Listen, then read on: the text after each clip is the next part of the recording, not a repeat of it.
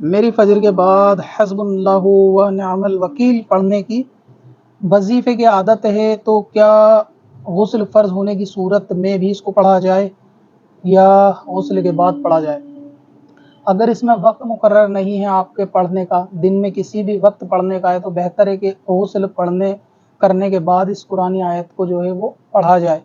اور اگر اس کا وظیفے کا وقت آپ کا مقرر ہے، یعنی جہاں سے بھی آپ نے یہ لیا ہے کہ اس کو فجر سے پہلے یعنی سورج نکلنے سے پہلے ہی پڑھا جائے گا، تو پھر اس کو ناپاکی کی حالت میں بھی اپنے وظیفوں کو پورا کر سکتے ہیں۔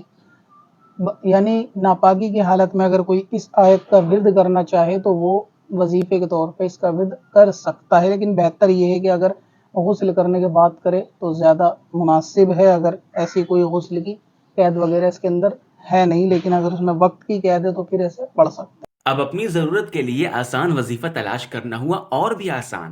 وزٹ کریں wazifa.sbswarsi.com پر اور اپنی دین و دنیا کی بھلائی کے لیے پائیں ڈھیروں آسان وظیفے۔